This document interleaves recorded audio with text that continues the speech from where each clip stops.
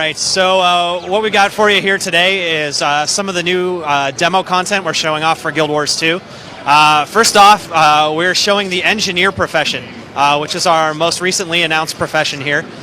You'll see this is an engineer with a rifle. So they have a lot of fun skills available to them here. The skill that engineer just used there, skill 4, blows the target that they shoot back and sends the engineer flying back. That one right there, skill 5, is a giant jump shot where you blast your gun in the ground, fly through the air, and then you blast the guy on the ground where you land.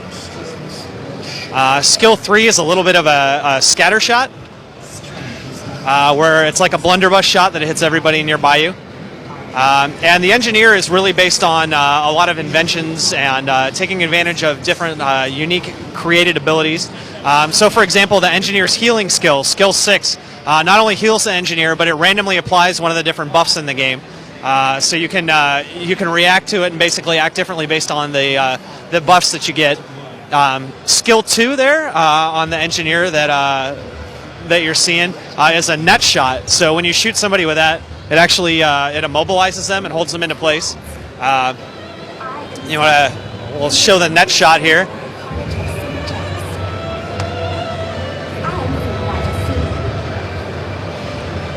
So you can use that in combo together to keep guys off of you while you're blasting them.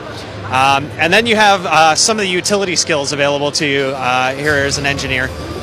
So skill 7 is a elixir.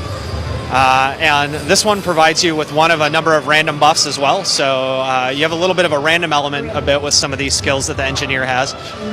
Skill 8 is slick shoes. So this is going to apply a little bit of an oil slick to the ground. And things that move through it actually trip and fall down.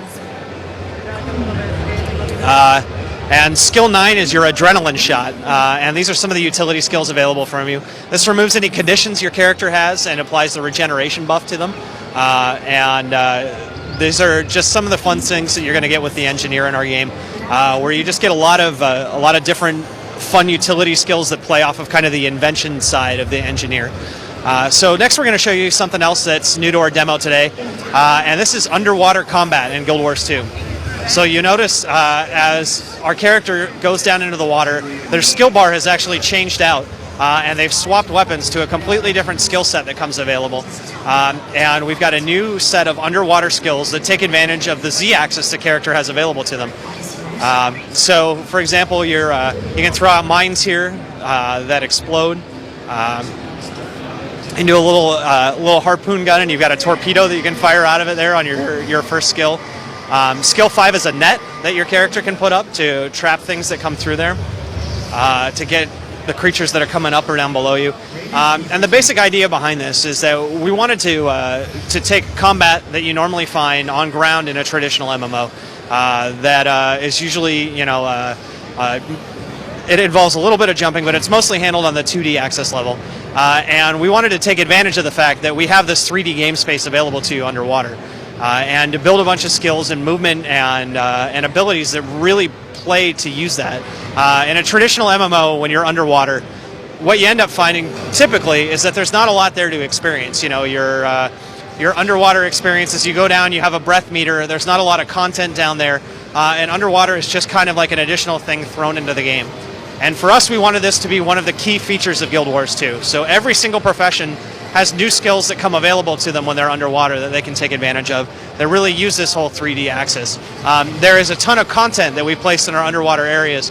So for example, ahead of you here, there's a shrine to the god Malagan, which these little whale people down here called the Quaggan worship.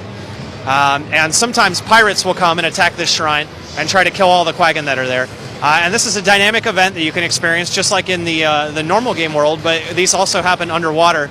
And in this one, you're going to have pirates that come down and attack and drive the Quaggan away. And if you protect them, you can get blessings from the little shrine to their god. So a big part of underwater is just having that sense of exploration and discovery. So as you're swimming around underwater in our game, there are a ton of little hidden areas that you can find and little caves and creatures hiding in them. And you can actually find and kick off dynamic events inside of these different areas when you get into them as well.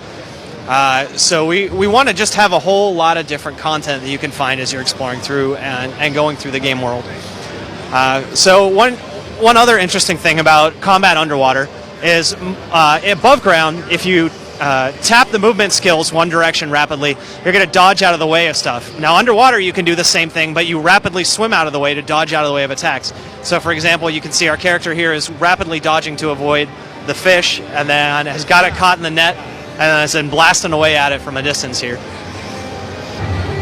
So we can head back up on land here, and we'll show you off a little bit more about the different weapons that the engineer has available to it, and some of the different things that sets the engineer apart from some of the other professions. We just have to escape from this giant fish here.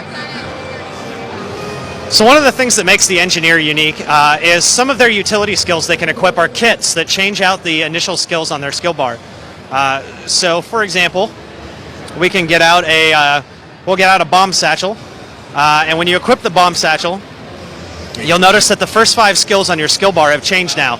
And the character is holding a bomb satchel, and you can throw fire bombs and concussion bombs, and this is basically a whole new format of skills that comes available to this player. And they have a whole bunch of different kits like this that they can use. So the bombs are more about positioning, and they're very up-close attacks that you use next to you. There are other kits that come available as well that are used for different locations and different situations. And as you can see here, our character is showing that you can actually hot swap out of these kits in combat and jump back over to your rifle, and now suddenly you're right back into using your rifle skills again to change up the way that you're fighting. So we're going to show you a couple more kits here. As soon as we're out of combat, we'll show a couple more kits. Oh, we've bled to death. So this is one of the unique mechanics about Guild Wars 2. When your character dies, you get a last chance to kill other creatures nearby and to bring yourself back to life. So this is, our char here has nothing nearby that they can kill, so unfortunately they're not going to have the ability to do that.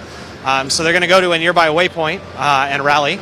But when you're in that down state, if you manage to kill any creatures, you actually pop back to life and you get a second chance to keep fighting. Also at this point, other characters can come up to you and they can kneel down and res you. And all the characters in the game are capable of resurrecting one another. The idea behind this is so that we build a little bit of a sense of community within our players, where everybody is capable of resing and saving one another if they get into trouble. So other players being nearby is actually a benefit to you. Whereas in a traditional MMO, you don't necessarily want to have other players nearby because they're actually kill stealing from you and stealing your loot and making it harder for you to do your quests. So not only can other characters resurrect one another, but also if one character attacks a creature and somebody comes up and helps them kill that creature, everybody gets loot for it, everybody gets experience for it. So when you're playing with other characters, it's actually a beneficial experience instead of an experience that, you know, you see another character like, oh god, this guy's going to ruin my quest and kill all the stuff that I need. So getting back to the engineer here, we talked about kits. This next kit that the engineer has switched over to is the flamethrower kit. This one's one of my personal favorites. You get a lot of skills where you can unleash a gout of flames in front of you. You can put down a wall of fire that burns everything that gets within it. Oh, and we're back in our down mode here. So we can show this one off. If the engineer is capable of killing somebody in this time, they're going to rally here. So we'll see if they can pull it off.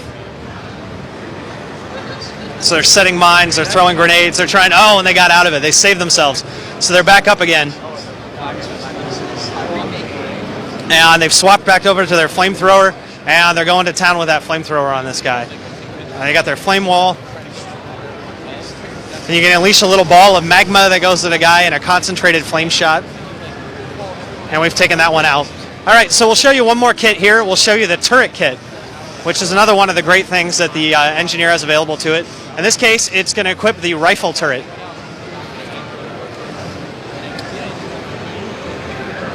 So you want to get rid of it. There it is. So we've got our rifle turret.